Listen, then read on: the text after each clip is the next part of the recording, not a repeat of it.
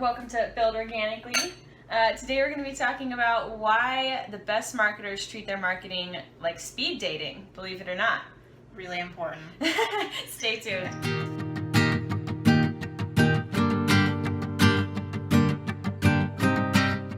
And our first question for today is, how is speed dating anything like marketing, and why the heck do I care? Which is a great question, and probably what you're wondering there sitting at home is, how is marketing at all like speed dating? And the thing of it is when we sat down and really started comparing the two, when we started talking about the challenges that a lot of marketers face, we kept coming back to the analogy of dating. What ended up kind of happening is, you think about it, the first connection you have with a customer, it's awkward. You really want to impress them, you want to win them over, but in today's marketplace and online, you have an impossibly short amount of time to do so because you're competing in a very crowded space. Online, it's even more so like speed dating, because think about when you're sitting on Facebook, you're scrolling through your Instagram, Twitter, how many ads do you see pop up? And how many times do you do this? You scroll right past it. Right. Literally, like that's less than a second to even when I'm scrolling through my newsfeed. I'm looking for the next funny meme. I'm not looking to read an Instagram ad. No, exactly. When especially in people's email inboxes, it's something. Email marketing used to be, all the rage.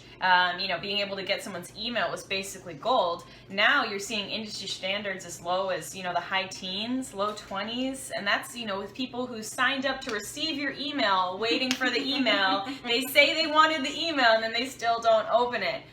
So we're really just having to find that you have a shorter and shorter window to catch someone's attention to be able to compete. Exactly. And really, like, the biggest question is, why do you care? Well, you are that person who's marketing, you're in Instagram, you're looking at Facebook, Google AdWords, you're looking at all these different elements, pieces, being featured in people's blogs. You have literally that 3.4 window. That's why you want to care, because that's you. That you're trying to reach your consumer. When you're not in the online world, or even in a way that people are physically seeing you digitally, you're completely leaving off a huge market for yourself, and not getting into that online marketing world and how you can care about it in general is going to give you a better window for getting your name out there. I definitely agree. For those of you out there who aren't completely sold on the internet, unfortunately, 2000 called. They'd like their skepticism back, because we're in 2016, and the fact is that you can't do business realistically anymore unless you're doing it online. People expect an online experience. They expect a website. It's considered real estate. It's a vital piece of starting a business. And being able to leverage email marketing, social media marketing, being able to make a first impression on an ad is really the only option that you have in terms of your marketing dollars today. Or you can always get a Super Bowl ad. I heard they're on sale. $5 million for 30 seconds. 30 seconds is even pushing it at that point, because you need to be entertaining them for about 25 of those seconds. So that better be the best 25 seconds of their life. So basically, moral of the story, we don't have a choice of not to care about online marketing, and online marketing in today's crowded world is basically speed dating. Awesome.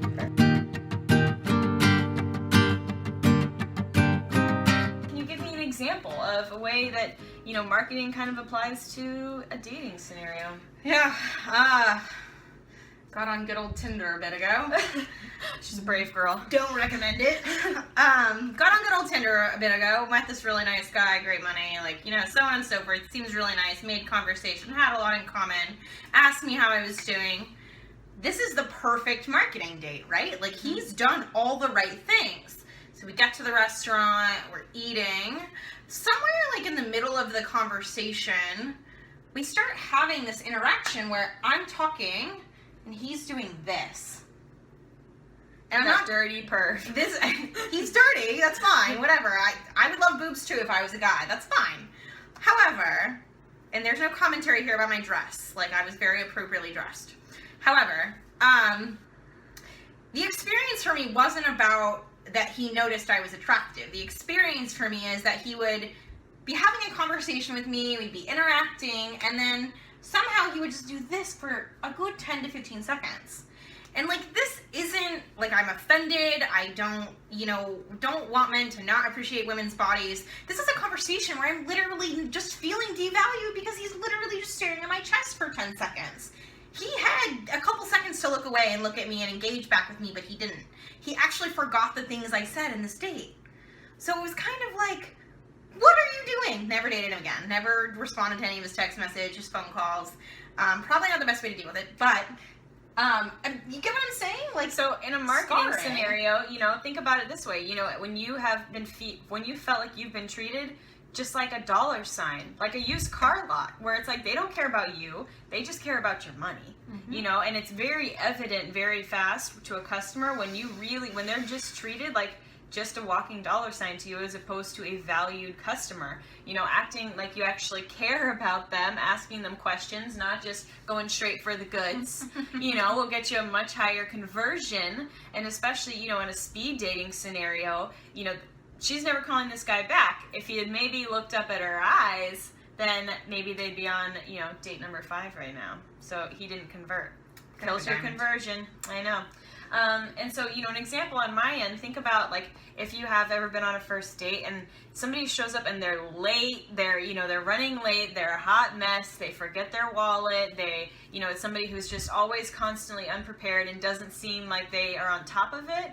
If that's a first date, especially speed dating or something like that, you make a bad first impression, you never get that back. And it's the exact same online or as a customer. Like if you have a bad first impression with somebody, whether it's customer service experience, whether it's you said you were going to deliver something that they didn't get, that's something that's really hard to come back from. So you want to just make sure, like that first customer experience, that first 30 seconds, that first eye contact experience, the same way as dating, first impressions are everything.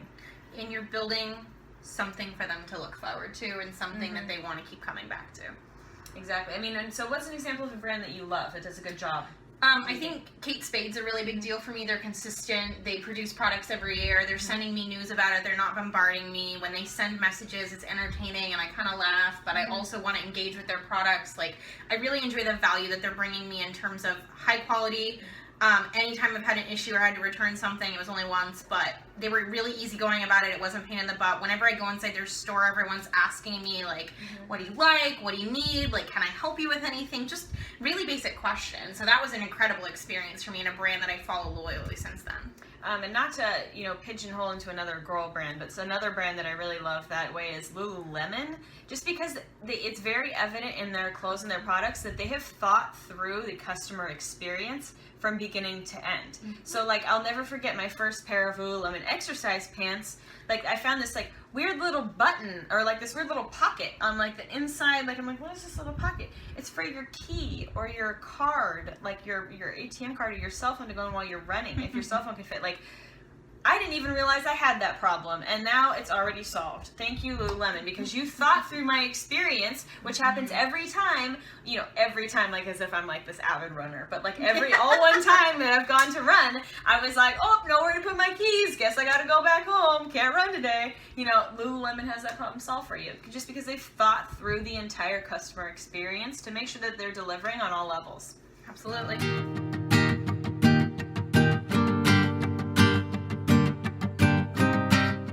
So our next question is probably going to come, maybe it's not you, that's okay, but the very first thing that people start talking about with marketing is, I don't want to put myself out there. What if I'm shy? And maybe it's not that you're shy, maybe you're just a private person. There's a lot of, we're in a very litigious society, and a lot of people of high net worth who are successful business owners don't want to put themselves out there because they're concerned about, the legal ramifications or the privacy concerns. Maybe you own a business that, it's one of those things where it's like a business owns a business owns a business, which happens a lot for legal concerns for people of high net worth. That's a reality. So, what do you do if it's like, okay, sure, I'm going to authentically connect and share, but I don't want to be the person on camera? Well, one great solution that, we'd like to offer is feature people on your team. Take a great opportunity to recognize people that you work with, feature them, put them in spotlight of, hey, this person's doing a great job. They're here to serve you. This is what they're doing in their daily work to, make your experience better. People love that, human interest stories. Or, if you don't have a team that you're working with, is there other business owners that you work with? Recognize other businesses in your community, or just focus on your community. Give back. Focus on, like do a backpack drive and, take pictures, share stuff on that, put out media on that. It doesn't have to be of you personally to be able to be sincere and honest and authentic about who the business is and why somebody cares. And what Bear is getting at, if you're listening to her rail through all these solutions, the biggest and most important part is she's coming up with solutions. She's thinking about who am I and who am I as a brand? What do I love to do? Because we're not asking you to deliver an infomercial for the 2 a.m. crowd. Your audience may not hang out there. Wherever they hang out, wherever you feel the most comfortable or whatever works for you and your brand, that's where you need to be engaging. And it's not about you need to get on camera, you need to do this, you need to do that. It's literally about thinking creatively about how I can make this happen. And you may not have all the answers. Google it, ask us, post in comments, ask Facebook groups or any forum where you can ask for support with this. Because I'm telling you, there is a million ways to market yourself, whether it's video or online or however you want to do it. Just be creative and understanding yourself, understand how you work, and work with that, because this is your business, this is your experience. Being shy is okay, but at some point there has to be a way for you to connect I'm shy to I'm going to market. And taking those two and just bridging a gap is just going to take a little creativity and solution. And ultimately that's your responsibility as the business owner, is you don't have the choice to, if you're a business owner, you're an entrepreneur, you're someone who's trying to start a business out there, you don't have a choice but to find solutions. As long as you just keep trying to find solutions, you will never fail. You will never fail in marketing or anything else. Sure, you might not get it right the first time. Might not get it right the first couple of years. As long as you keep looking for solutions, it'll come. And that's what this big business world is all about, folks.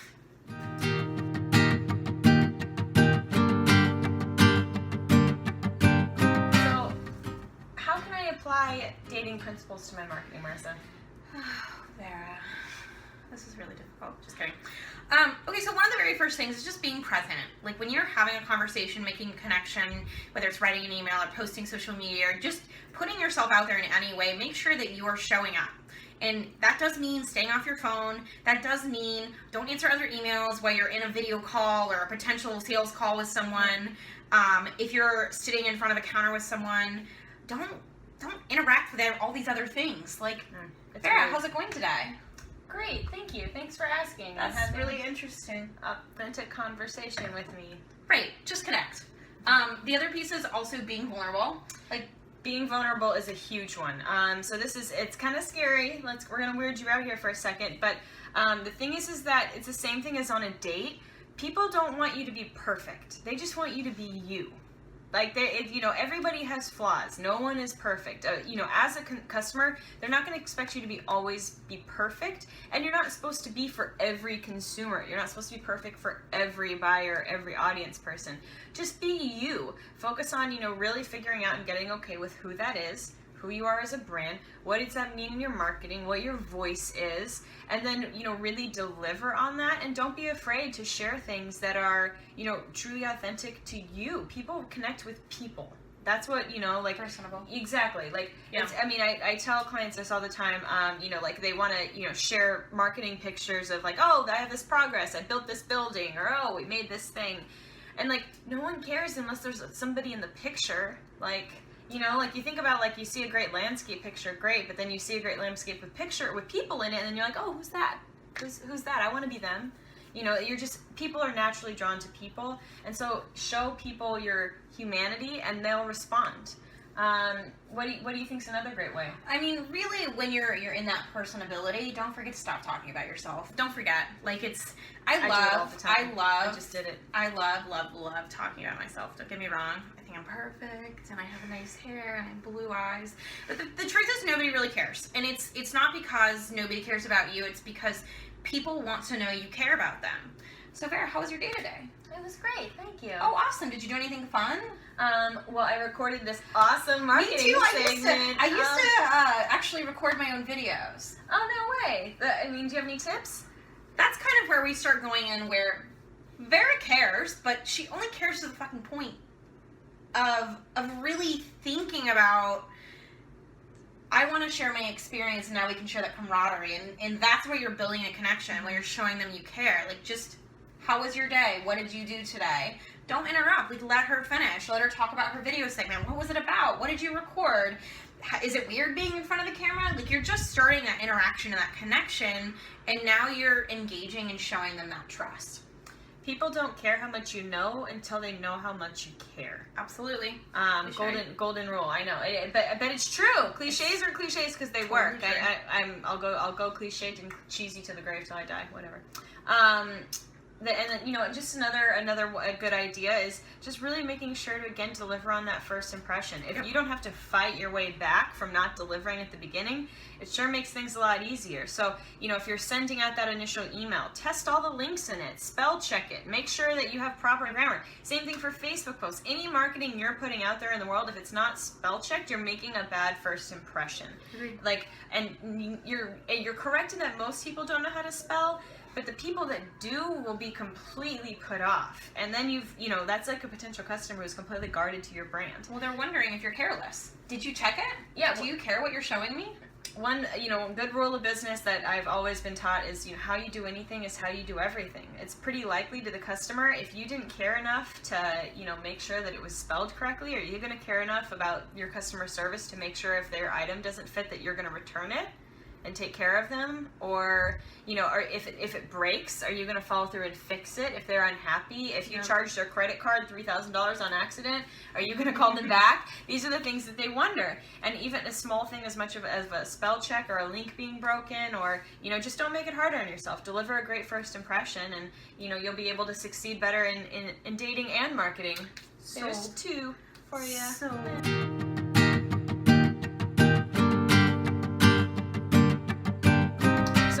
Friends, family, sitting at home, strangers, audience members out there, what's some action you can take today to bridge the gap between dating and marketing? What do you think, Marissa?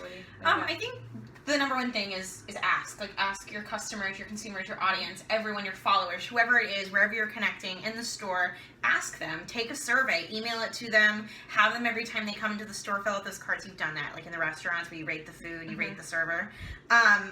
Just ask them. Like, people genuinely want to tell you about their experience, but they need you to ask first.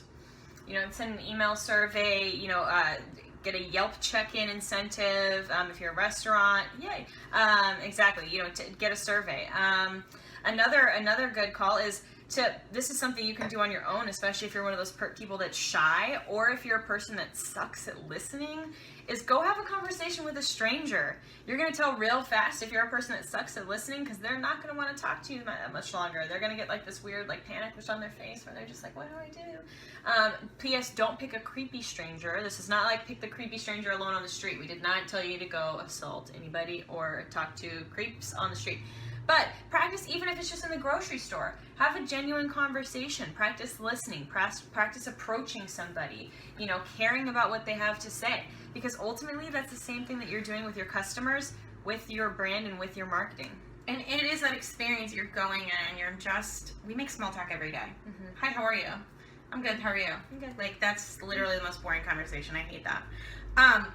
So when you're having these conversations, and not just with strangers, but when you're engaging with people, like, be willing to be vulnerable. Be willing to share a personal story. Be willing to say there was this dude who stared at my boobs for 10 seconds while you were talking. You didn't even listen. Like, it's just sharing, because people start to connect when they see that you're human too.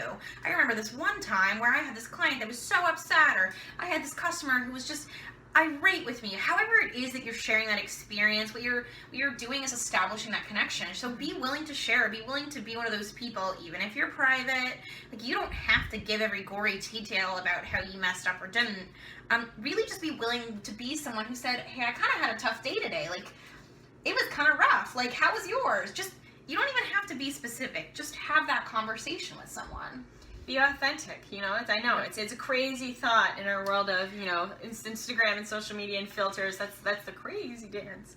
And finally, just the last thing we'd like to recommend is go through your entire customer experience, start to finish. And not just like go through the purchasing process. What email do you get? What confirmation do you get? Do you get a phone call? Do you get something delivered to you? Does it get delivered on time? Do you ship something? Order the box. See how it actually comes. See what that customer experience is actually translating to. to know what your customer is experiencing, because I guarantee you will probably find some surprises of errors you didn't know were there. And just the experience of, I'm not really making them feel that great when they get this. Maybe I could just add a little note or something special. It's really all about the experience, how you're engaging, how you're doing, and how fast you do it. Exactly.